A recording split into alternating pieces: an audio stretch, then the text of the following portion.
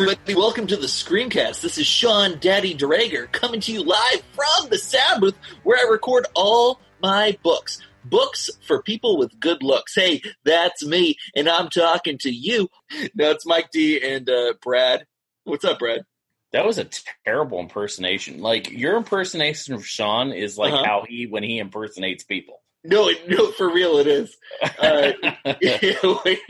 When he's like, Paul Walker and Tammy and the T-Rex, he's like, hey, everybody, I'm Paul Walker and Tammy and the T... It's like the most, like, white dude fucking... That is a pretty good Paul Walker impersonation. Actually, that's a really good impersonation of Sean impersonating Paul Walker. Well, I get paid the big dollars for something, sir. Cool. Well, yeah, you're here listening. This is your now.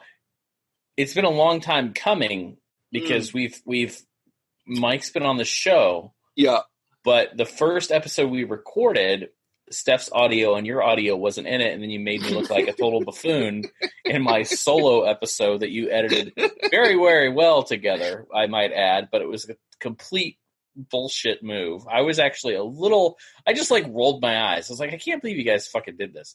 And then like the next episode was of course I think it was just the Fantastic Fest episode until we kind of get this ball rolling.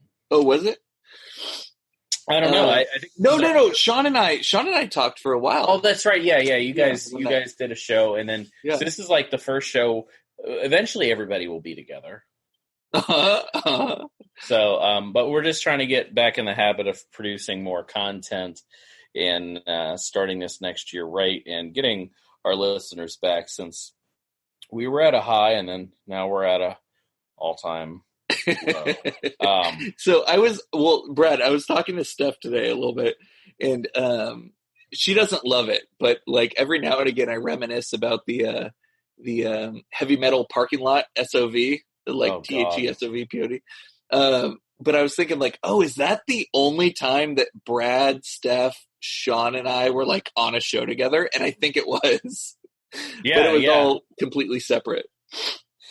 The best shows are when I'm not there. All right. So, but yeah, we're going to be doing this show here, which we're just going to be talking about more or less just recent stuff we've seen. Whatever. Like always, this is completely prepared, written down, and we practice this, so this should go flawlessly.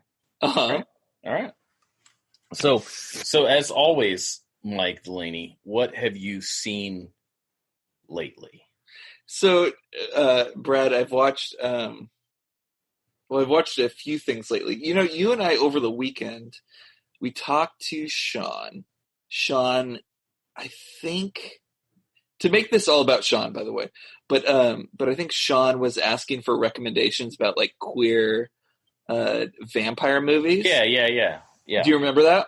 Yeah, because I like spent like I was laying in bed and then trying to remember every any queer theme, even if it was just here's the thing: it's like it's very difficult because pretty much every vampire film is erotic.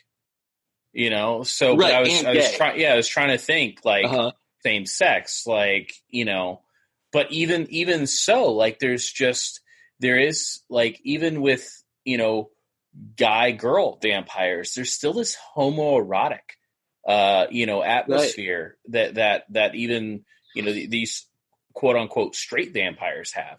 And so it was actually very difficult to come up with the list because I'm like, I even thinking like, Fright Night, there's this homoerotic thing that's going on, that for me anyway. But anyways, yeah. Or even like one of my favorite films is The Forsaken. Ooh, Forsaken's good, yeah. But, it's just that because all the dudes have their shirts unbuttoned, they're all like kind of greased up, but there's really no like gay theme behind it. It's just it just they always have that erotic. So I don't know. It's kind of difficult, but I think we formulated a pretty decent list for Daddy DeRegger. Yeah. Well, the top of the list was, of course, goddamn. I'm going to get the year daughter. Wrong. Is it 1934? Dracula's daughter. Yeah. Yeah, it was definitely in the 30s. I'm drawing a blank on. It could have been 37, to be honest with you. I don't know. Maybe. Yeah, no, I think it was early or on. original It was like 30. Original's 32. Right. I think it was one of the first 5 like Universal monster movies. But Dracula's Daughter, that was one you had mentioned, and And anytime I get to mention Dracula's Daughter, I will. It's a fantastic picture, and especially one. The great thing about these Universal monster movies is you get to spend like 70 minutes, 80 minutes, and then you're out. Like, yeah, they don't waste any time. None. You know, they get to the point, and typically all pretty much Universal horror films are good. Yes, yeah, they're very good. There's not very many that drag. Like, I always go back, and I mentioned this on the show probably a few years ago, that my kid years ago, we were staying up watching movies, and she was like, it was like 1 a.m, and she's like, let's put on The Mummy. And I'm like, I was like, I don't know if you'll be able to stay. No, she put it on, and like, we were like wide awake, and it was over in no time. And like, it's just, it's weird. Like, you're talking the Boris Karloff one, though. Yeah, not yeah. The Brendan Fraser banger. No, Tom Cruise, baby. Tom Cruise. So like, it's so well paced. You know, these films, they're extremely well edited, and the pacing is beautiful. And they move so well, and they're so fast. I mean, you literally watch it, and it's over. Like, it really is. It's over in no time. And I'll never forget that. I was like, I kind of forget how kind of compelling a lot of these are. And Dracula's Daughter, I think, is an all-timer because it really encapsulates so much. A lot of these films do it, but there's like the perfect blend of horror, and there's the perfect blend of comedy. But there's also this like, homoerotic thing going on in Dracula's Daughter, which is kind of unheard of, one, in 1930s, and also being in a big production such as Universal, and kind of having this lesbian undertone in the film.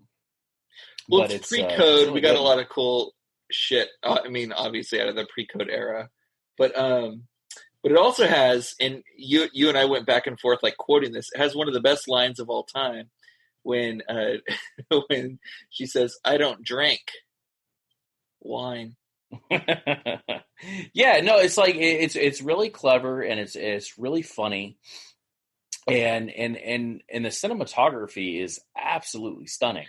Oh, it's beautiful in the film. And it's really like, I mean, a lot of the Universal movies are like this, but it always seems that Dracula's Daughter was always one of those that kind of just got lost in the shuffle. And it really didn't ever have a resurgence until kind of this Universal box set came out. But even still, I just feel it's very underseen. And it really is. It's a direct sequel. It literally happens minutes after the original Dracula. Sure. You think it's like this recent box set, or you think it's like the Van Helsing shit? Because remember when in like 2003 when Van Helsing was coming out on video, they re-released everything, right? And I don't remember that being part of that. It was because they did the Legacy collection. That was the whole thing. Oh, you're right. That's right. No, they didn't do the Abbott and Costello shit at that time. They saved that for this recent round. But in 2003, 2004, when Van Helsing was coming out, they did the Legacy collection where it was like House of Dracula, House of Frankenstein. You know, I had those, and I don't even like. It was one of those things where it was just so normal for me for Dracula's Daughter. I guess I never really paid attention to it. It was more or less I was replacing like old DVDs and VHS tapes when I bought those. Yeah. But yeah. You're totally right, because that's exactly what the Universal box set is. It's just everything of all of those just put together. The current Universal box sets are fucking nuts, though, because like it'll come with Abbott and Costello Meet Frankenstein, and it'll come with that on the Frankenstein set and the Dracula set and the Wolfman set, and you're like, how many fucking times do I need this movie? They're like, oh, let me tell you, 3 times. Yeah, no, it's funny because they advertise it as 30 movies, but it's not. It's literally like 20. Because whenever Dracula versus somebody, it's opposite that disc, so it's on both the Frankenstein and Dracula disc, so.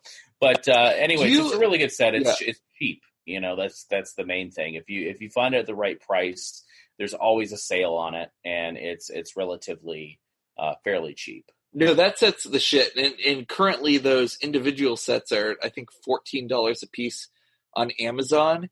And then, of course, the only one that you're going to get like bent over for is the Phantom of the Opera, which is 1 disc for 1 movie. But all the other ones are great. Creature from the Black Lagoon, 2 3D discs on that. So yeah, that's a really good, compelling movie too. Like it got a lot of action. I think a lot of times, a lot of people look at these films as kind of like iconic films, but I don't really think it's like one of those things that I think a lot of people just think they've seen them. You ever get that vibe? Like, and I'm guilty of that too. I think it's just something that happens because, like I said, I've actually went through this over the past like couple years or few years. I've really focused on, like, for example, The Exorcist. This happened last year. Is that Willow was like, let's watch The Exorcist. And I was like, oh yeah, it's good. And then I hit play and I realized that I've actually never seen The Exorcist. Shut up. Really? In its entirety. I could tell you beat for beat what was going to happen and when it was going to happen through seeing pieces of it through time and being, parodied here and there. And I could tell you everything. I knew how it ended. I knew exactly what happened. But it occurred to me that I've actually never sat down and watched it all the way through. And I think that's a common thing with people, because I was talking to a few people about that, and they're like, yeah, I catch that a lot too. The same thing happened a few years ago with Jaws.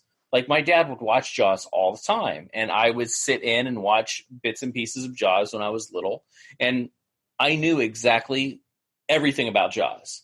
Sure. But I never watched it from start to finish. Whoa. So I think there's like a common misconception with people that, they're like, oh yeah, I saw that. Maybe you saw bits and pieces, you see clips on television, because these movies have been around for so long. I don't know. I've seen a lot of people admit to that. So I think that, sit down, watch the Universal movies in a lot of these black and white films, like Old Dark House too. That's oh my God. The other James Whale one. Yeah. Yeah. So, for sure. Well, yeah, because they remade that, but, who put that out? Cohen Media? Yeah, Cohen Media and then Eureka over Good. in the UK. Good. But both the same disc. They pretty much have the exact same special. I think it's so fucking weird that he did Bride of Frankenstein. Well, Frankenstein, Bride of Frankenstein, and then Invisible Man. And those are his 3 Universal. And then he goes and does Old Dark House. And we talked about James Whale was originally going to be, he wrote and was going to direct Dracula's Daughter. And, yes. And the thing was, they deemed his script too insane. Too insane. And yeah, apparently that's the story behind it. Like, Universal just they were like, no. And so it's odd, because I really, really want to know what was in that script, number one. And I think it would have been really, really awesome to actually have a James Whale directed Dracula's Daughter. Sure. But instead, we had Hillier is his name. Anyways, he directed the film, and he basically came from a long line of dime cent westerns. That's what I call them. Yeah, no, he does all those the westerns that the Coens send up with Hail Caesar, Yeah, and he like was directing, like he was the Mickey of westerns. He's putting out 5 or 6 movies, a year, and basically it's just these cardboard cutout western films that really, like, I've seen a few of them, and they're just so basic. Cowboys and Indians. That's pretty much what it is. Brad, let's take a complete left turn. Like, let's stop here because our listeners are whatever. What's your favorite Western? My favorite Western would probably be Day of Anger. Ooh, good. You wanted me to zag, I'm going to zig. I'm going to say Zachariah. I found a beautiful record of the Zachariah soundtrack, an LP. Big fan of that. Kino just put it out. I had a big Zachariah party. You know who was there? Me. That was it. But I'd say Zachariah. That sounds pretty rad.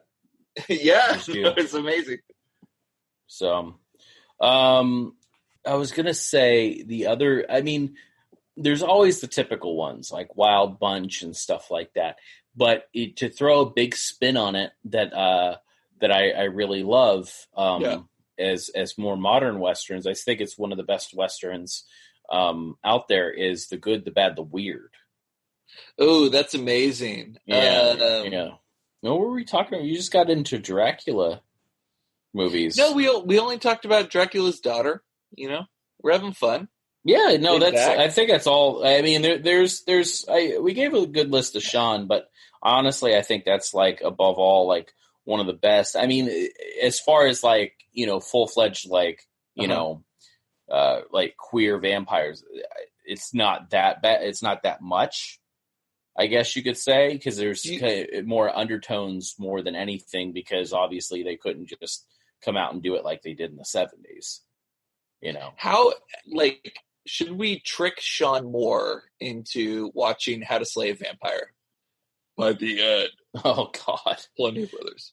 No, Sean would never fall for that. He would get like 2 seconds in, like he would hit play. Oh, he'd be like, it's SOV. Yeah, and he would just turn it off. Something else that I watched, I thought about you when I watched this, and I actually didn't text you about it, was so after Roger Avery murdered somebody, he's back. Wow. He's back making movies. Sure. Well, he fucking got drunk and he killed somebody.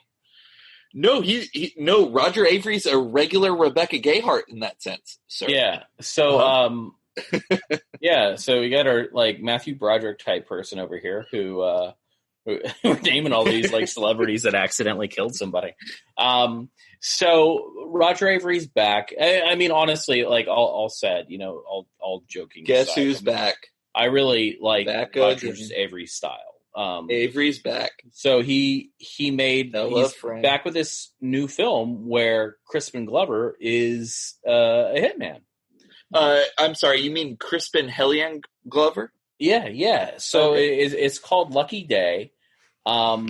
It's okay, but I tell you, man, Crispin Glover fucking sells it so hard. So like it's super basic. It's about this guy that gets out of prison who has a family now, who doesn't want to get back into his shit, but things are kind of leading him into it. Well, meanwhile, there is a hitman who's just going ballistic, who's after him. And you have to find out why.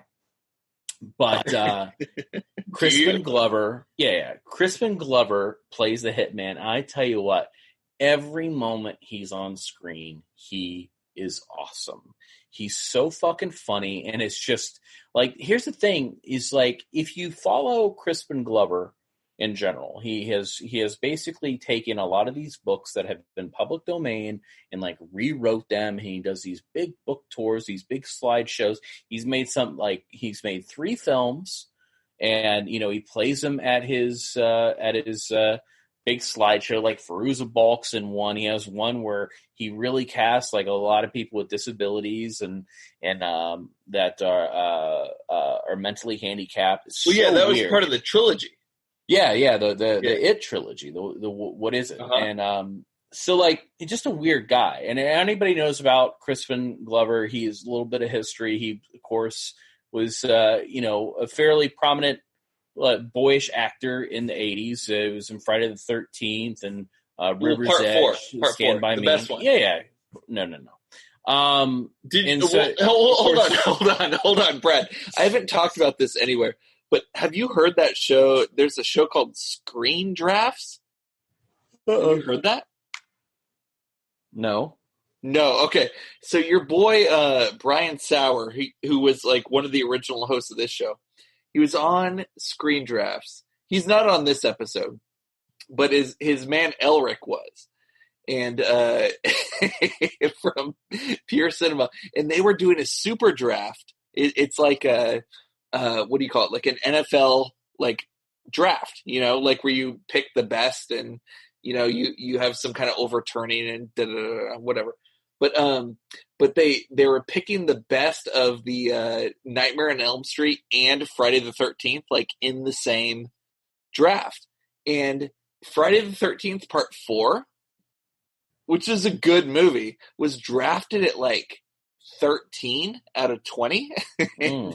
The number one pick, Elric's number one pick with Graham Skipper. You know Graham Skipper. Yeah. They picked Friday the 13th Part 6. Part 6 is a better movie. Well, 100% I agree with that, but I don't agree that Part 6 is 13 spots better than Part 4 and the original Nightmare on Elm Street, which is like hardcore, like much better than everything. That was picked like number 3. Like, it's nuts. Anyway, we should cancel that show. We're in a cancel culture. We should cancel that show right now. So, and then cancel culture. You want to talk about Joker? And then, of course, Crispin Glover would have made an amazing Joker, by the way. So he, of course, and then what he's mainly known for is George McFly in Back to the Future. Oh, was he George McFly in Back to the Future? Only the first one. That's what I'm getting at. What's weird is you didn't mention Ruben and Ed. Well, that's because that was like 91. That was a little bit after. So, is that 91? I don't remember. Ruben and Ed's 91. Yeah. So, they take basically Crispin Glover wasn't in Back to the Future 2 and 3. No, but he is. They got an actor. They basically made a mold of Crispin Glover's face, and they put a mask on the actor. So therefore, it's still the George McFly, and basically they put him upside down. Yeah, Crispin Glover sued.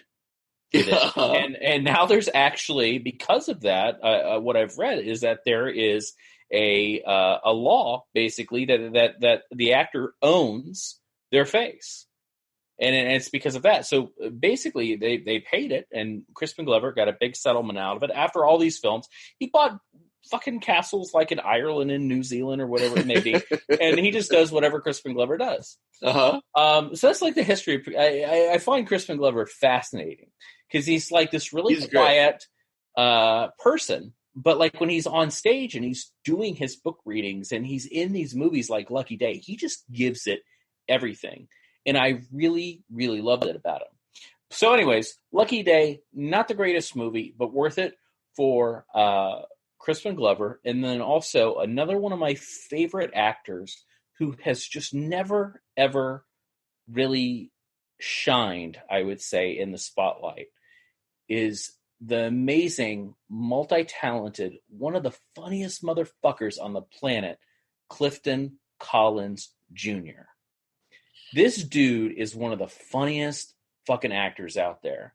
And he's so good in every movie he's in.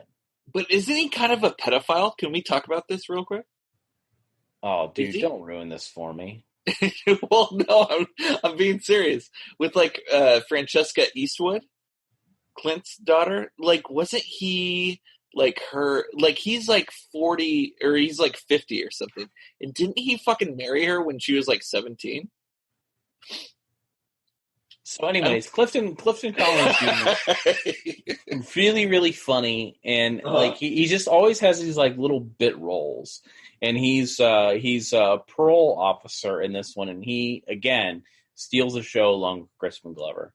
But it's movie's okay. It doesn't really do anything new, movies don't have to do anything new, but at least make something compelling. And the lead in this movie is awful. The overall story isn't very good, and but at least it's saved by Crispin Glover and Mr. Clifton Collins Jr. Sure, Clifton Collins Jr. Yeah. What do you have, Mike? What's one thing I watched recently? I watched Money Heist. Have you watched Money Heist? What the hell's Money Heist? You know, all right. So here's what I thought, Brad. Here's what I thought. I thought Money Heist was a comedy because the show's called Money Heist. Like, it seems a little bit redundant, you know. And I think about that Ben Stiller short where he's making fun of the color of money, where it's called The Hustle of Money. And I was like, oh, like it's got to be like a short, or it's got to be like a comedy like that. But no, it's a Spanish language heist show that's reminiscent of Reservoir Dogs, like long form. It's really good. It's on Netflix. It's well produced. I know one thing you and I talk about a lot is subtitles. The subtitles are fucked up on the show because they'll say one thing on the show and then the subtitles say something totally different. So I know you and I love that from Intervision, but yeah, I don't get it from Netflix. But I like Money Heist a lot. I watched the first 2 episodes. So good. So if you're into, I don't know, people who speak Spanish or the Spanish language, like maybe you're not into colonization, but you're like, ooh, I like foreign languages. That would be a good show to go to. You're a good show. I have a movie to talk about that Please. I would really like for you to watch. Whoa. Because I haven't done this yet, but people told me to listen to the making of this movie on a podcast that Mrs. Doubtfire. Fred Olin Ray was on. But I watched Moon in Scorpio. Wow. Okay. This movie is insanely stupid. Oh. I was legitimately angry while watching this movie. So it's made by a porn director who did a somewhat pseudo slasher film. And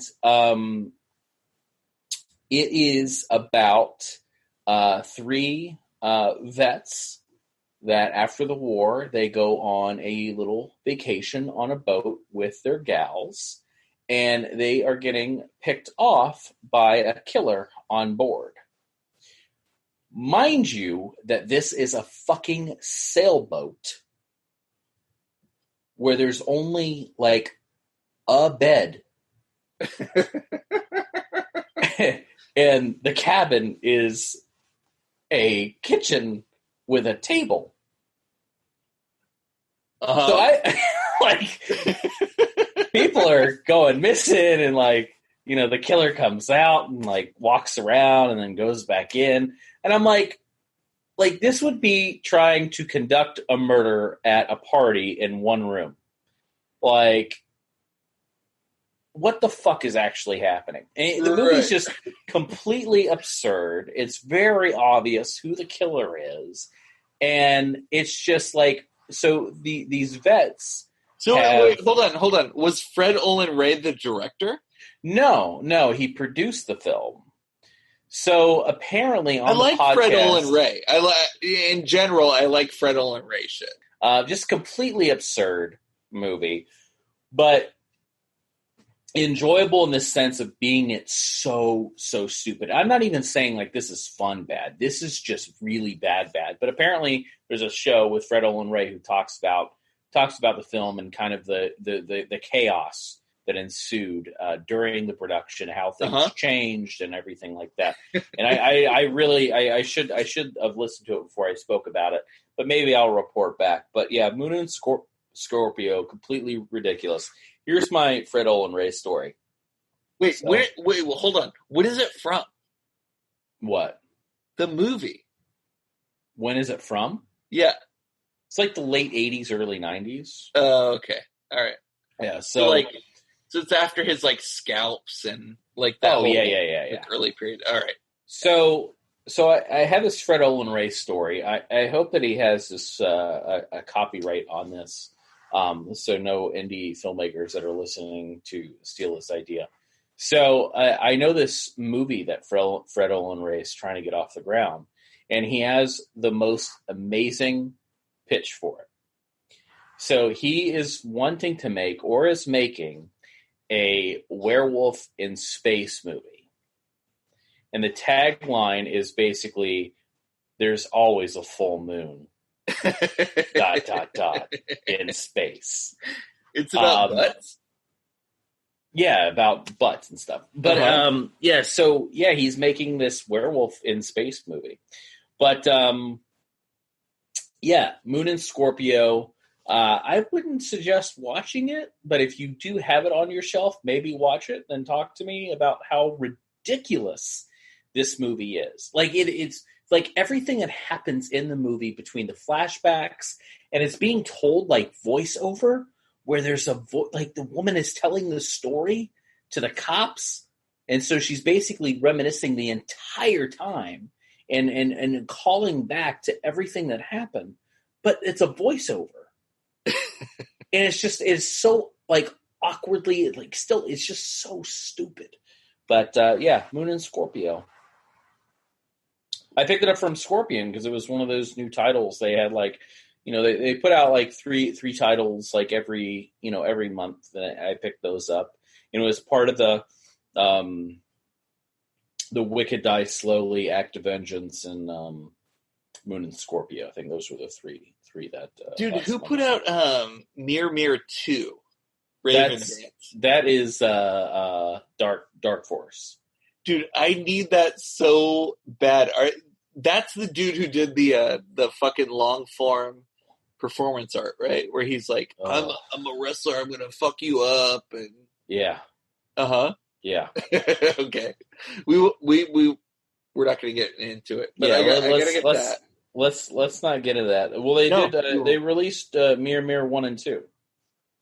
Oh, they have 1? Yeah, 1 and 2 are there probably on sale now. Oh, wow. They did a Halloween sale. So, cool. While you're looking that up, I will also talk about. Will you? I'll talk about The Hills Have Eyes Part 2, the Wes Craven. Do you have the Arrow one?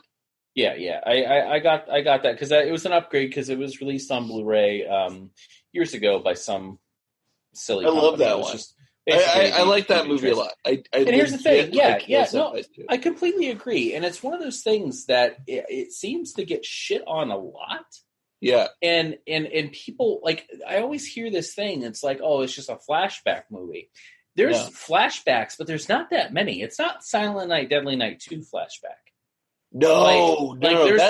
So Silent Night, Deadly Night 2 is like 45 minutes of flashback. Right, yeah, it's literally half the movie. And in this, there's probably like maybe 10 minutes total. Yeah. And I mean, the dog flashback is hilarious, but as far as like everything else, it's actually a pretty good movie. I know Wes Craven didn't want to make it. And, but I watched all the interviews because there's a really good hour and a half doc. Not doc, but basically just interviews with all the actors and some of the actors. Most of it's actually the cast or crew, but they just talk about kind of the fun experience that it was and how much fun they had making it, and it's just one of those movies that always got shit on, and it's actually pretty good. Like, aside from, like I said, the flashbacks, but I like the flashbacks. I like the dog flashback. I like kind of the route it goes. It drops Bobby off and then goes into Judy or whatever. So Academy Award winner Bobby, by the way. So yeah, it follows Judy, and basically this, Bobby's made this special gasoline, really silly story, and it's basically dirt bikes in the desert with the remaining family of cannibals, which is basically Mars and the Reaper, or Pluto, which is Michael Berryman, and yeah. So like it's a very enjoyable film. Beast is back, and it's just and it's really funny. One thing that I always thought was even funnier is that is basically Harry Manfredini did the score, but he basically uses all the scraps from Friday the 13th. Like, I mean, it's like he even admits that there's parts that are exactly the same. And it's literally the Friday the 13th score. But wait. What year is Hills Have Eyes 2? It's like 82, 83? Yeah. Yeah, so that's like, what, the third year of Friday the 13th? I think he's recycling Hills Have Eyes for Friday the 13th. Well, I mean, the very first Friday the 13th was... But like what's 81? Harry Manfredini doing? He's like... Well, he used the... that's a really... You should actually... I think it's the DX7 is what he used. So anyways, that's a keyboard that you can actually purchase. Still kind of quite expensive, but I believe it's the DX7 is the keyboard that makes those beautiful string noises that Harry Manfredini produced for many, many years. Like Casio? Sorry, sneezed. I don't think it's Casio. You know? I don't know. Burp. I just know it's DX7. I think that's what it's called. So what else you got besides those awful noises? Oh, shit. What else? I want to say, Brad, have you ever seen Medias Res? I'm kidding. Let me go on to the next thing. Oh, you know what? You're a man of Vinegar Syndrome. Let me just say how nice that Hell Comes to Frogtown set is. It's beautiful. Yeah. No, people really dig it. You know, they like the. We're calling them the split cases. Is what we're you're calling them slip cases? No, split. Wait, say it again. Split. Oh, split. All right, yeah. I got you. Like M. Night Shyamalan. Yeah. Split cases. But yeah, it's got it's a new transfer, 4K transfer, and it looks great. The boxes, it really sells it. So I'm glad. People are digging it. Passes the Steph Crawford knock test. You know how she does that? No, when she goes on a more famous show, like let's say Just the Discs with Brian Sauer, she does a knock test where she knocks on the case to show like how solid it is, and it passes the test, sir. Oh wow! I'm happy about that. I didn't know there was a test for that stuff. But all right. So all this is to say, I love Hell Comes to Frogtown. But today I wanted to. I was texting you, and I was like, "Oh, you and Steph were talking about the Vinegar Syndrome table at Fantastic Fest." Yeah. And I thought, like, oh my god. So Brad, here's the $1 million idea. Cut this out for your bosses at Vinegar Syndrome, because you sell it to them, sir, as your own. But I said, oh, what if while people were waiting to like be helped at the table, like what if they filled out this little like golf card, like, oh, what are you into? Drama, porn, horror, blah blah blah. They check it off, and then you could get more specific. Oh, well, are you into strangulation? Are you into photography? Are you into the? But anyway, you fill out these little cards, and then you hand it to the person at the Vinegar Syndrome table, and then they'll help you find the movie. How about that? It's not a bad idea because, I mean, one thing that happens a lot at the tables is that a lot of people come up and they don't know a lot of the movies that we've released. And, right. A very common question, I think I even said this on the last show, is that, what would you recommend? And I'm always like, well, what do you like? I mean, I don't want to recommend something and, recommend something that you're not going to like because you don't like that type of movie. I don't want to do that. So I always, that's not a bad idea. Well, some people would say it's not a bad idea. I would say it's a great idea, sir. I would say that because you don't want some motherfucker like walking up to the table and like blindly buying Don't Answer the Phone. Unless you figured out, oh, you like sweaty, rapey, like photography movies. Boom. Don't Answer the Phone. Yeah. Yeah. Good point. Yeah. You know what I watched recently? Or rewatched? What'd you watch? I rewatched Apollo 18. Oh, I saw you post about it a little bit. And it was one of those movies that I watched when it was released, and I quickly dismissed it and forgot about it. I didn't hate it, but I was like, whatever. And I have it, and I was like, I put that in. It's short, it was kind of late, so I was like, I want to watch a movie real quick, and I put that in. And man, I really liked Apollo 18. It's got it's very suspenseful for when nothing is really happening. It's really, the suspense is built up. The characters are really good with the actors really sell it. And it's really well shot as far as making you believe it's old footage. And I really like the idea of the monsters. I thought that was really fucking clever and really, really good. I know they don't really focus on them too much. Are they like spiders? Yeah, they're rocks. Basically, the creatures live in the moon rocks. So it's like moon rock spiders. Like 2011? Yeah, 2011 I think is when it came out. Yeah, and it's really, really well done. And it's very claustrophobic because basically the entire movie happens inside of their little ship.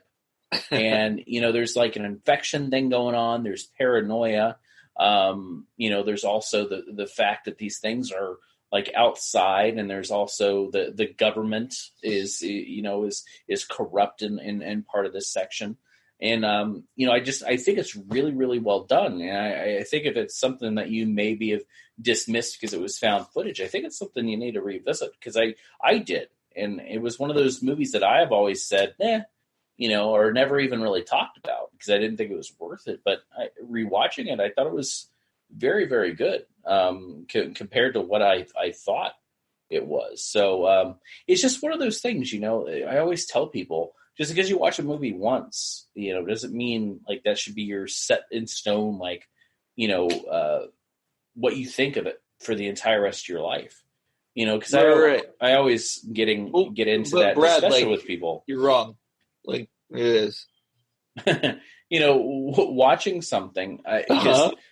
Here's the thing: is if I haven't rewatched movies, I always make the joke because Three Ninjas would be my favorite movie in the world. But rewatching stuff, I don't believe in nostalgia. Rocky loves Emily. That one? Yeah, like he'll eat it. His name's Tum Tum. He'll eat anything. I won't eat dog food. So like, it's just something that you rewatch. It's not very good. But this reverse thing can happen where it's something that you didn't really care for, you rewatch, and then you end up liking. And so I always think that stuff should be another chance, because you don't know maybe what you were going through at that point in your life. You just could have been really depressed that day.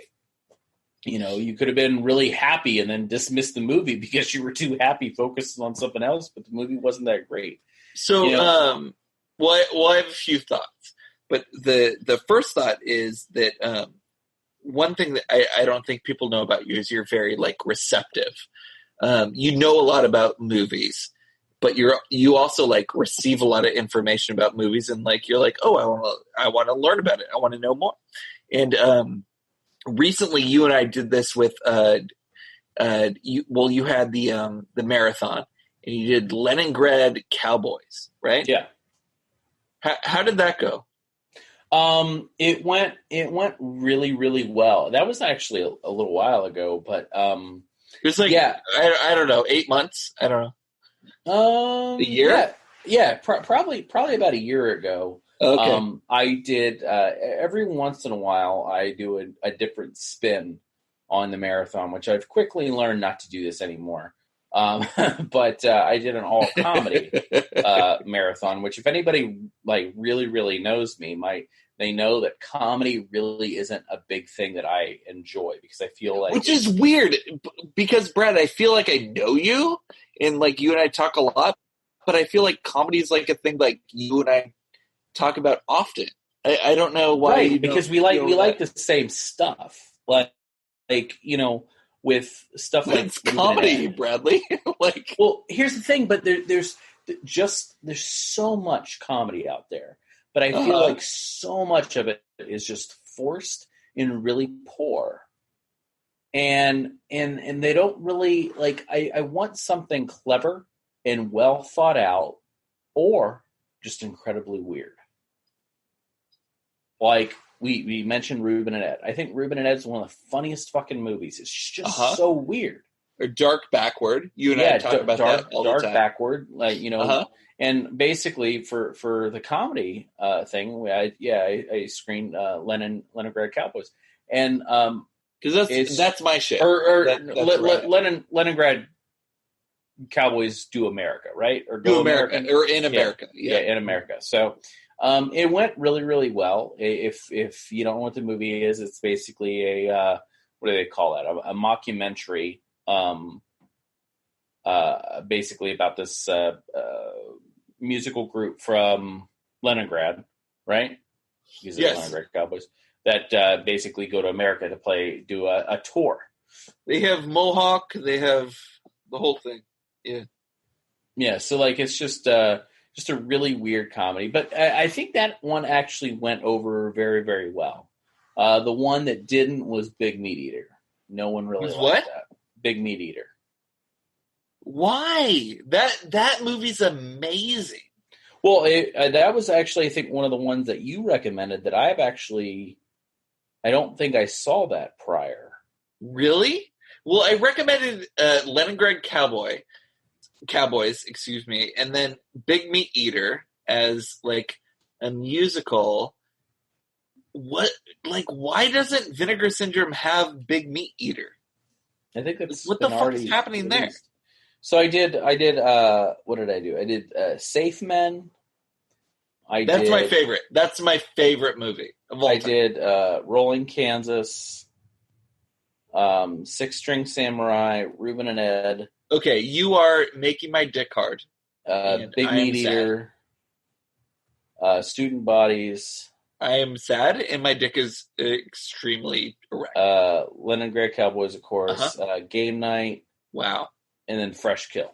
Wow. Even though Fresh Kill's not a comedy, it's really fucking funny. Fresh Kill is hilarious. I love fucking Fresh Kill. Yeah. So, I did like what? Well, we did an hour on it on Screamcast, and then I did 2 hours of it on Splathouse. No, I love that fucking movie. Yeah. So yeah, I did an all comedy marathon. God. So that is good. That's a good marathon. And then I did a all like people would consider bad movies, but what? So bad they're good type things. Really? My theory is just something that either you like a movie or you don't. Like I don't believe in something so bad it's good. It's just when people say no, hold on, Brett. When people say what do they say? They say guilty pleasure. I don't. There's nothing about that. You didn't like a movie or you don't, but I know what types of movies they are. So I did a marathon with that, and oh my god, man! What are those? I almost had a riot on my hands. It got worse. Like I thought it was going to get better. So I did White Fire, Ryan's Babe, Killing American Style. Ooh, Amir Shavan, I love it. Yeah. Triple X3. That one's amazing, man. Come on, man. DJ Caruso, he rules. Blood Lake, Science Crazed. Wait. Blood Lake, the SOV? Yeah. Right. Science Crazed, Doom Amazing. Asylum, and Doom Asylum? Yeah. Nice. All yeah. right. Which is my favorite. And then I love Doom Asylum. Yeah. And then I finished it off with Boy Next Door. Rob Cohen. Yeah. There you go. So yeah, I ended with Boy Next Door, and I honestly it was not good. Boy Next Door? That's amazing. No. I know it is. I really, really like that movie. But you mean the response to the marathon? Yeah, that was not fun for people. Do you currently need friends? No, I don't need friends. I just kind of learned that isn't the way to go. You don't care about friends? No. So basically what I've done is the only thing that works is pretty much all horror. That's the only thing that actually works for when you do kind of do a marathon. When you do a marathon. Yeah. So when I do a marathon, and actually the last marathon I did was for a friend. He lives in China.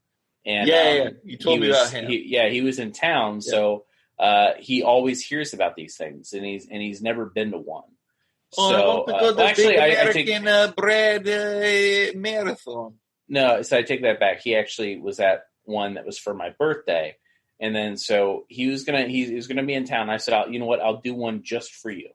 And so I kind of curated it to what I think he would like. So I did that one, and that one actually went over very, very well.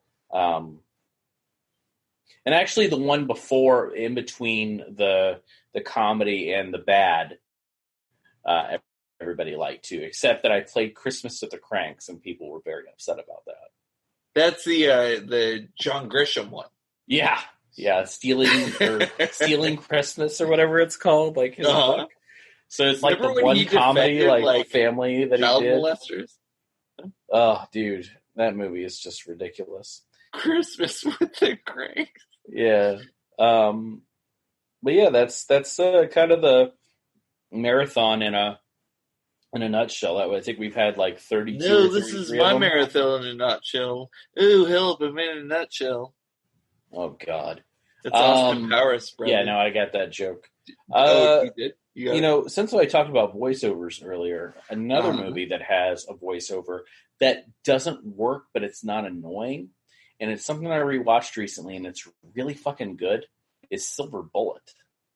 Oh, yes. Yeah, with Gary Busey. Here's the thing, is Silver Bullet shouldn't work, right? With Gary Busey, Corey Haim, Stephen King did the script. It with the weird voiceover, but it's the height of Stephen King on cocaine script. But I tell you what, man, Silver Bullet really has a lot going for it, and it really is a big part of Everett McGill, who's Everett, nice, yeah, who's in the film, and honestly, this was. The guy turned out to be a big TV director, but this is a debut for the director as well. This is his first movie, first project, pretty much, unless he did short films in college or something. But this was a first-time director. Screenplay by Stephen King. Stars, like I said, Corey Haim, Gary Busey, Everett McGill, and just and Terry O'Quinn is in it. He plays the sheriff. And it's just Terry O'Quinn is one of the best actors of all time. No, he's fantastic. He's great. Yeah, dude, he's so good. One of my favorite moments in movie history is when he gets really angry in the kitchen in Stepfather, and he takes a second and he says, "Who am I here?" Yes! When he totally breaks, and then he just picks up the phone and hits her in the face. But I love that moment when he's like, wait, who am I here? He totally becomes who he really is. rather than playing a character. And I love that. I love that movie so much. Dude, he's nuts. And like, Yeah. I'm being like a simple bitch, but like, even in Lost, like, I guess that's his like big fucking thing, right? It's like people know Terry O'Quinn from Lost. He plays John Locke or whatever, yeah. But his shit, like, he's so amazing. Even like with the like whimsical shit where he puts like the orange in his teeth and he smiles at people. But when they pull back the curtain and it's like season 4 and you find out he's been dead, and you find out that John Locke's just been up to this nefarious shit for like the last couple of years, and you're like, what the fuck? And then just go back and watch everything Terry O'Quinn's ever done, ever. Like Stepfather, Silver Bullet, Down. Like, amazing actor. Yeah, no, I agree. Like, he brings it to he really does. He brings it to every role, and he's not that great in Silver Bullet, I guess, in that. But it's fun. Well, fun you got to shut your mouth. I don't know how much more time we have left, so shut your mouth. Whatever. So yeah. But Silver Bullet, it has this weird voiceover that's done by the sister, as you know, she's older, so obviously you know that she survives. But it's told through her experience and kind of, you know, talking about her little brother. It just has this really just doesn't fit at all. But Gary Busey is crazy in the movie. He really is, just acts like Gary Busey. But it works because he's supposed to be a drunk uncle. So it totally fits. Corey Haim really was great in the 80s. Like, this and Watchers are probably two of his best roles. It's, you know, or Lost Boys as well, I guess you could throw in there.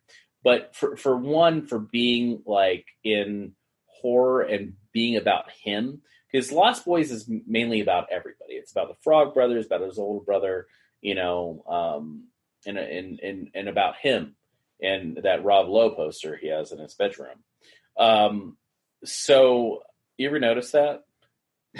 Brad, I'm not going to be detoured by your Lost Boys. So in Lost Boys, in Corey Haim in the bedroom, he has that really seductive poster of Rob Lowe. Like, and it's Brad, really do big. you want to fuck Rob Lowe? You know, Rob Lowe is in these fucking Atkins commercials now, and he's like the Atkins spokesperson. Yeah. And he's like, for 30 years. I was like, bitch, you haven't done Atkins ever. You haven't changed for 30 years. You look good, and you've been the same. Like, you haven't changed in 30 years. There's no way you've done Atkins because you don't do Atkins for 30 years, or you would die. What's the Atkins guy's first name? John Atkins. You know how Rob Lowe, like, he looks at Rashida Jones and he's like, wait, what the fuck's her name? Now I lost it. Ann Perkins. No, you didn't. John Atkins. I'm a movie guy. I'm not a diet guy. But didn't Atkins die from his own fucking diet? Yes, everyone dies from their own shit. So dude, that's the thing, is that if Rob Lowe, if you did this for that long of a period of time, you would fucking die, bro. And so it's just like, plus, of all people, why pick Rob Lowe? Like, it's like they're trolling people. I don't understand. So, anyways, Corey Feldman has hold on. We're not there yet. We're not there yet. Would you fuck Rob Lowe? Of course I would. So you have Rob Lowe's poster in Lost Boys, but that's not really part of the film. But anyways, Corey Haim was so fucking good in these movies, like really fucking great in Watchers, really great in Silver Bullet, and Everett McGill is very, very fucking. He's always scary, aside from some moments in Twin Peaks. But for the most part, Everett McGill... What do you mean aside from some moments in Twin Peaks? Let's talk about that. There's some very sweet moments in Twin Peaks with him. No, that's one of the sweetest shows, and like Everett McGill is like one of the most loving people ever. So, yeah, of course. But anyways, yeah, Silver Bullet still works. I know that Blu-ray's coming out soon. So stupid with him, but or with Rob Lowe in the special features of Silver Bullet. He just does commentary the entire time talking about his life. Are you whispering? So, Brad? Yeah. Have you seen Joker? I have seen Joker. Do you like Joker? I did like Joker. Do you have a good Joker laugh? No. Do it. Do you? Yeah. Do it.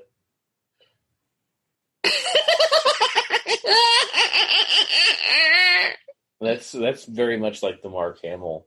Yeah, well, Mark Hamill's the best Joker. So, but yeah, no. If you wanna talk Joker, yeah, I do. I was anticipating Joker from the first trailer when they very first announced it. I kind of rolled my eyes. One, because I'm over Joker. Number two, I really don't want a backstory for Joker. Okay, hold on. I want to stop. Oh my God, what now? No, because I know more than the listeners know.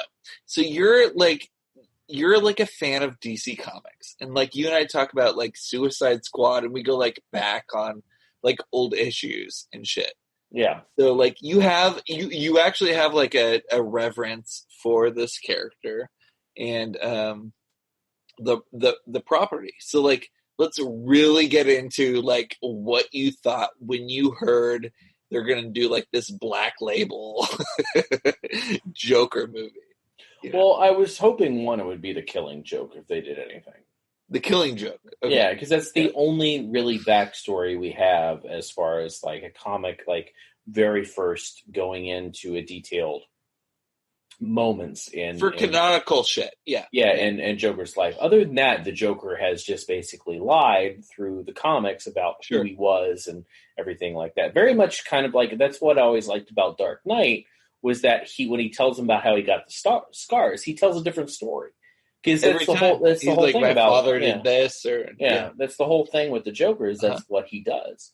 So I wasn't very excited, and then I saw the trailer and I was like, oh, all right, so they're doing like some kind of like 70s exploitation like spin on it, which I was totally down for, because that meant it was going to be a little bit more harsh than kind of what this bubblegum darkness that we've been kind of fed through this quote on people like say, make it dark. And it's like, that's not turning down the lights and punching people and maybe a couple deaths is not dark. Like, that's nothing dark about Batman in the Christopher Nolan movies. That's why they're good. That's what I do on my birthday. They're really good, but they're not dark.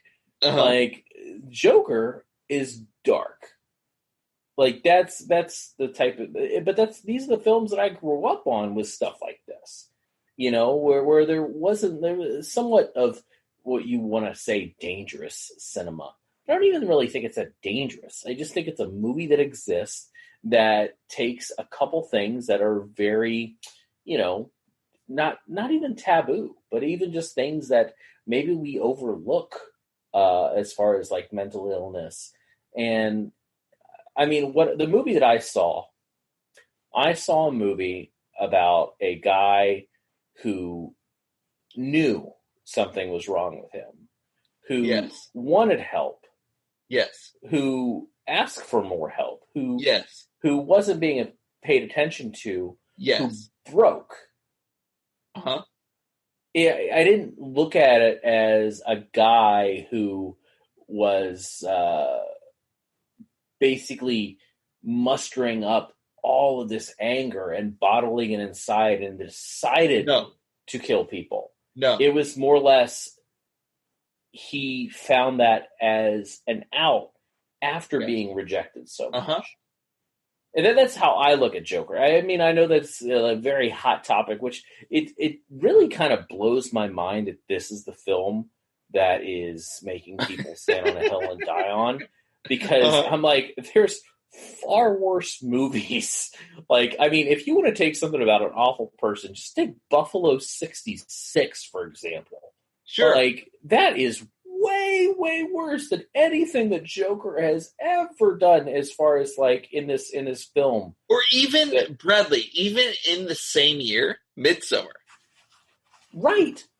And I'm like, why are people going, like, and, like predicting shootings and stuff like that? I was like, are you, like, there are hundreds of movies that are, I would consider worse as far as inspiring somebody to do something.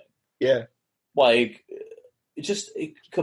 the absurdity of everything that has happened with this movie, the surrounding is just so crazy to me. News sources were like, they had one guy was smoking in a theater.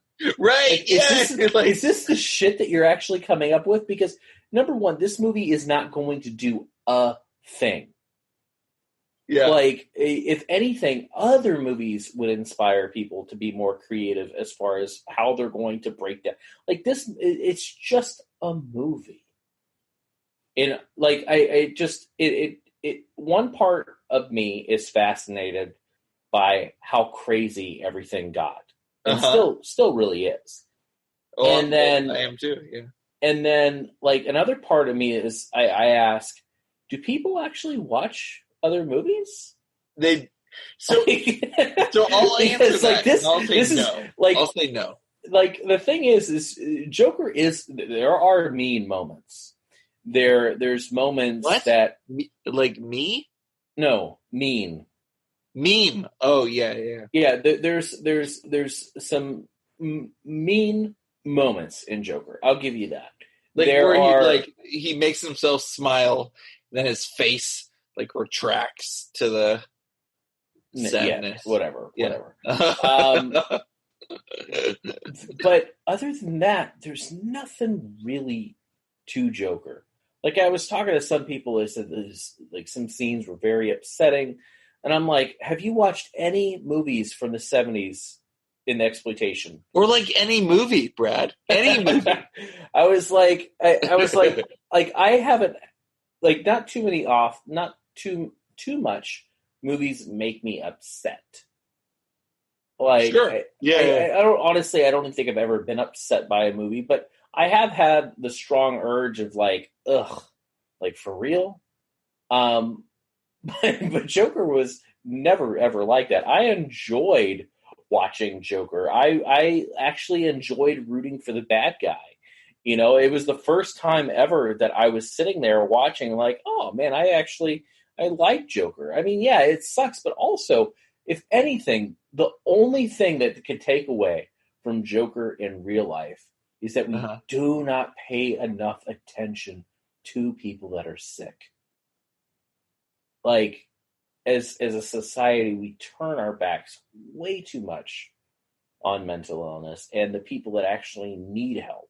That's the only takeaway from Joker, and that's for all of us to be blamed for, not somebody in the film or the people that made it. Like, if anything, that is just kind of a, wake-up call to people that as far as, like, having resources for people that are sick. But even Joker, even the character knows he's sick. No, he does, and I mean, he knows. He asks for more medicine and how he's going to get his medicine, and an increase. Says, I am not okay. He knows something's not wrong. I was like, what more do you want? He doesn't want to be bad. Like, we made him that way. Yes. I'm sorry. We made it worse. Well, Brad, it's Dick Rude in Repo Man. Yeah. When Dick Rude gets shot, and he's like, I'm not bad. Society made me this way. Well, Joker, Joker teaches us a couple things. He teaches us comedy is subjective, but he also teaches us that it's not society. It's not. It's the system. Yeah, and if anybody has to be angry about Joker, it's old rich white men. Well, that's the whole movie, right? Like, kill the old rich white man. Yeah, Thomas Wayne. And... I was like, all right, like, okay, whatever. But anyways, I mean, I enjoyed Joker, but what else we should talk about? That's kind of a Three from Hell. Yeah. And I have something. Maybe I should open up with this. Please. Yeah. I have opinions. Bradley, I have so many opinions. So I'm a Rob Zombie fan. I am too. I have loved his music ever since I was younger, listening to White Zombie. I like his solo stuff. I really, really like Rob Zombie. When House 1000 Corpses came out, I was there. I still love that movie so, so much. I love The Devil's Rejects. I like Halloween, but I love Halloween too. Oh, it's so good. Let me ask you this real quick before you get too far. Are you more human than human? Yes, I am. Good. All right. Come on, baby. And then, he is a cartoon of the haunted world of El Super Beast. So that was fun. I love it. I like that a lot, though. So next up was, and this is where I want to get into this before we get into Three from Hell. Or Lords of Salem was wonderful, too. I almost forgot about that. I really, really love Lords of Salem. I see you doing the big build up to his filmography, but honestly, I think it's 3 movies we have to talk about with this one. That's it. I don't know. So I watched 31 when it came out, and I did not like it. Sure. I rewatched it. I didn't mind it. That ending is sick, bro. I love that ending. I rewatched 31, and I'm watching. I'm like, what didn't I really like about this? Like, it all kind of worked. I really aside from some of the cinematography and kind of the lack of backstory, I enjoyed 31. I don't know. It was weird. I like it too. I like the ending a lot. Where Break meets in Dreamland's plan. Yeah. No, it's great. And then it basically goes into them dancing and back when everything was okay. It's some Western shit. It's straight up to your point, Day of Anger. It's a Day of Anger shit. So it was weird because I wasn't expecting. I threw. Actually, it was last night because I was like, all right, so let me put something on that I know that I probably won't finish tonight because Mike's and I are gonna record. And so I was like, all right, I'll put it on, and I'm fucking watching. I'm like, man, I actually like this. I remember a kind of a. I wouldn't say strong. I'll say strong. I had a strong distaste for 31 after walking out of the theater. And, I did not like it. And I'm not going on a limb saying it's great, but I enjoyed it.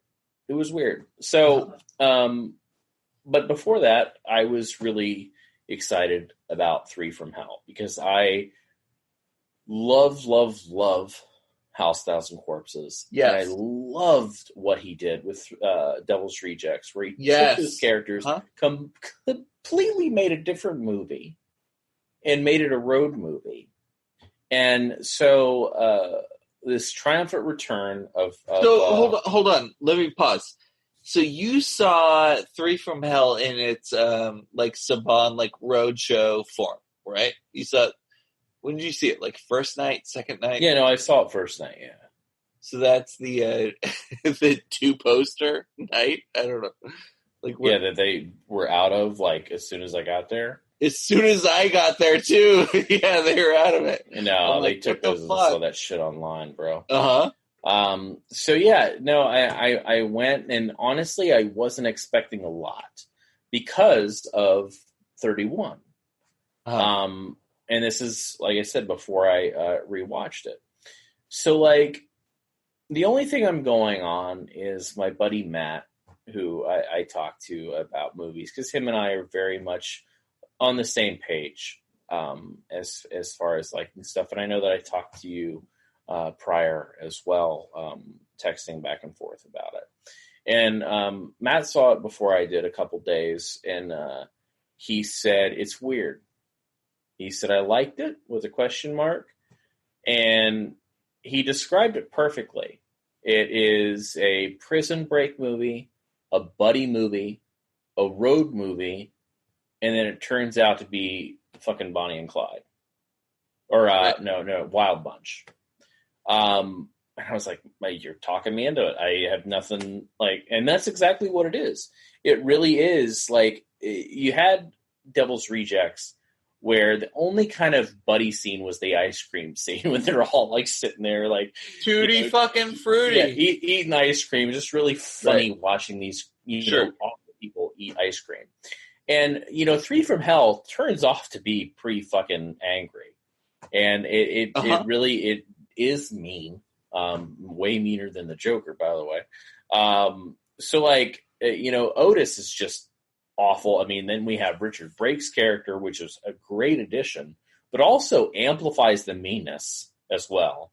Because number one, Richard Brake but it's also out of like necessity because they couldn't use Sid Haig.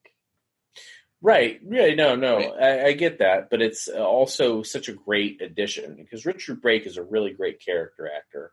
And a lot of things. Yeah, he's a good actor. Period. He's played, and he's very intimidating, but he's also very like charismatic. Like you automatically like him, even though he is an awful person. Yeah. Like in any movie, like even one of my favorite movies is Asylum Blackout. Batman Begins. Yeah, he's in Batman Begins. He's Zaz, right?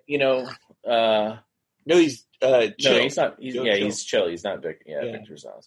Which, by the way, do you think that Victor Zaz and Black Mask are going to kiss?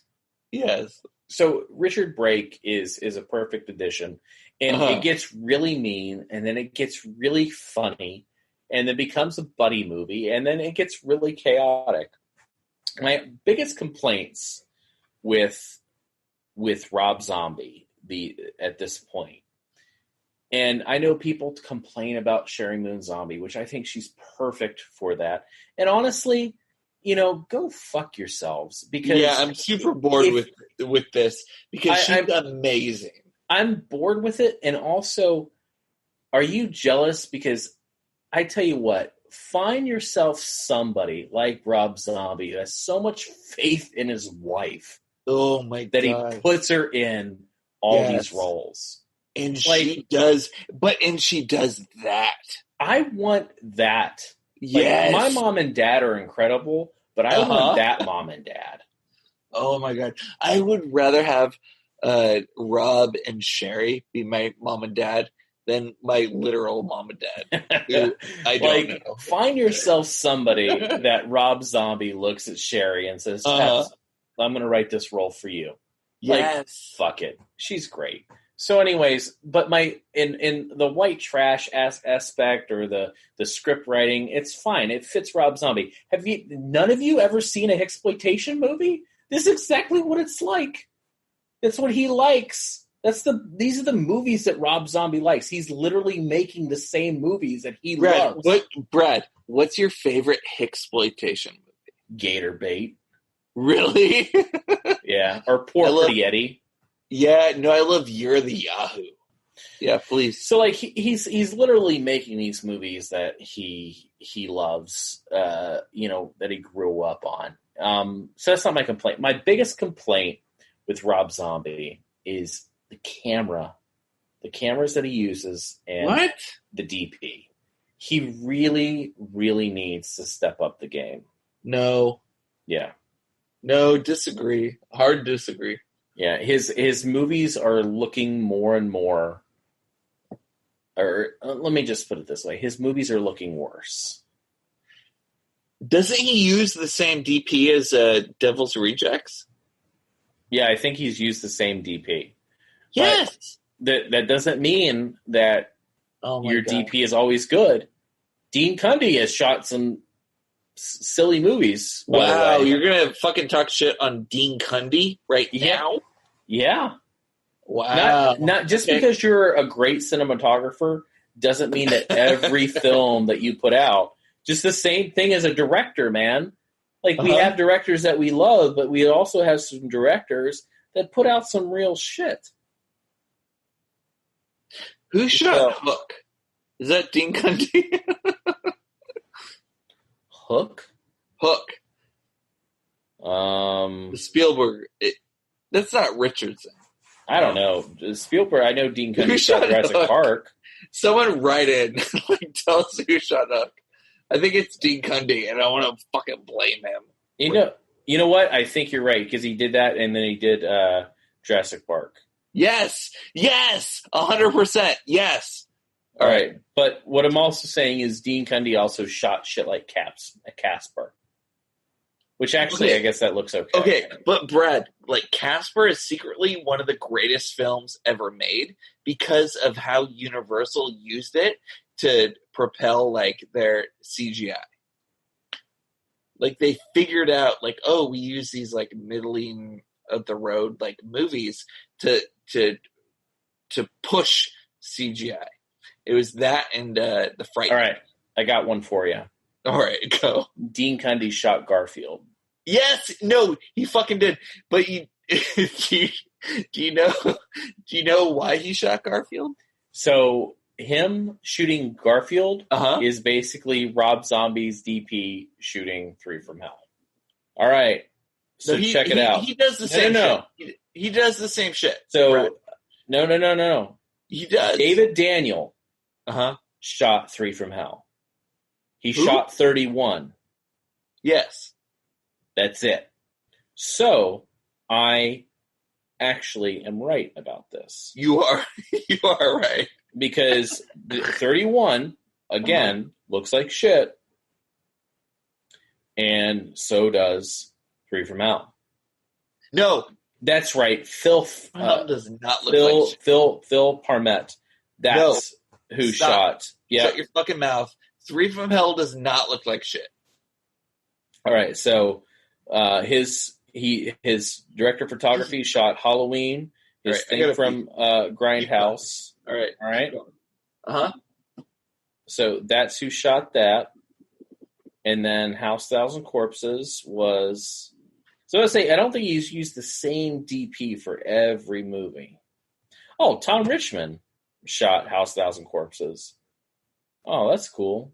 Tom, if no one knows who Tom Richmond is, he has shot countless like popular 80s movies. He shot Hard Bodies. He's shot Chopping Mall. He shot Killing Zoe. So anyways, he's a really good Roger DP. Avery. So there you go.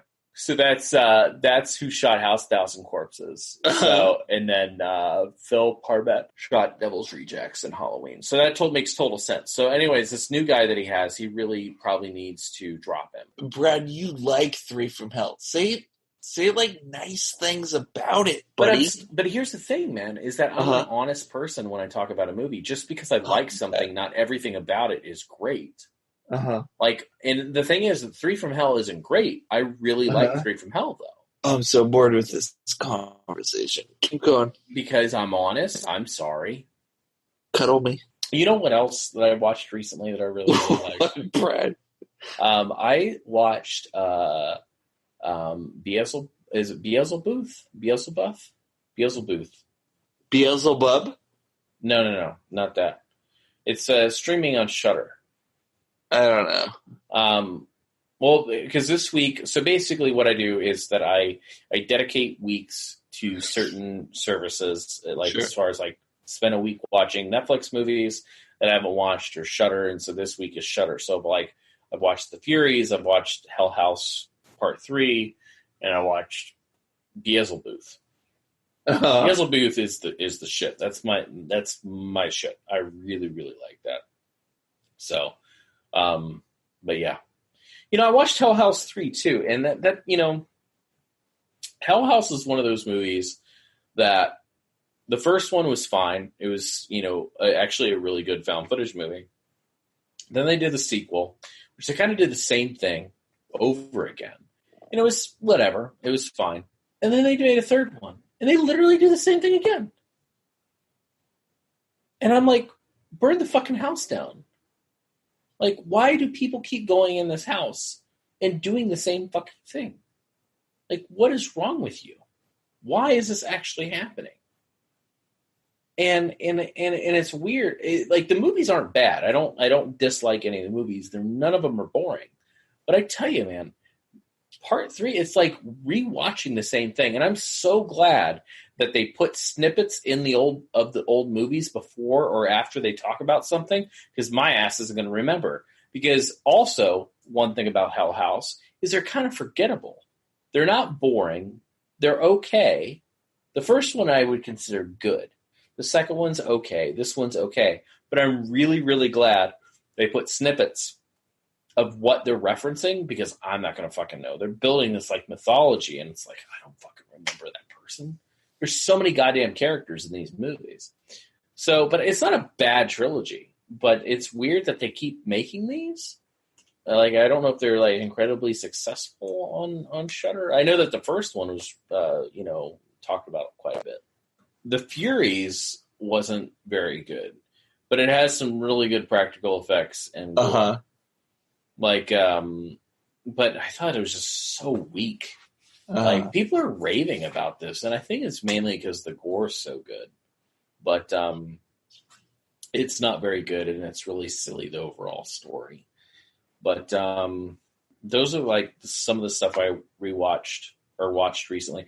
And then I watched a couple other Arrow titles. I watched was Scared Stiff, which I've never seen before, which is not too good.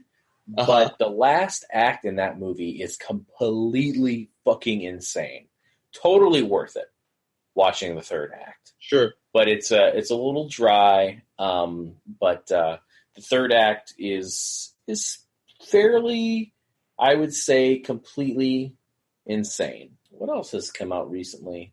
Oh, I watched Zombieland 2, which a lot of people are crapping on it, but I thought it was good. Yeah, how do you fuck on that movie, man? It's like good actors, and it's like a decent concept. Yeah, and like fun director. Like, how do you fuck that up? You know? Yeah, it's just an all around fun movie. I mean, Sure. They don't do anything new aside from basically talk about different how the zombies kind of evolved. But for the most part, it's literally the same thing over again. Doesn't really rehash the jokes, but it just makes fun of how dated like the movie is. Like, oh, we're doing this 10 years later. And kind of makes fun of itself. With like the Bill Murray shit? Well, no, there's some Bill Murray jokes in the movie, but it's like basically, just little, it's very more, it's kind of more amateur as far as the jokes are, but it still works as a movie because everybody's really great. But as far as like a big epic story, it's the same fucking thing. It's just they're trying to get somebody. They're on their trying to find her sister. That's it. Like, and they just run into shit along the way. Brad, I have to pee. It's Do you fine. have to pee? What? I have to pee. I thought you did. That's why you wanted me to keep talking. Well, yeah, but I couldn't find something to pee into, so I came back. Wow. Why don't you just pee into your toilet? Wow, this show's going to get really weird. We're just going to end it. Brad, it's far.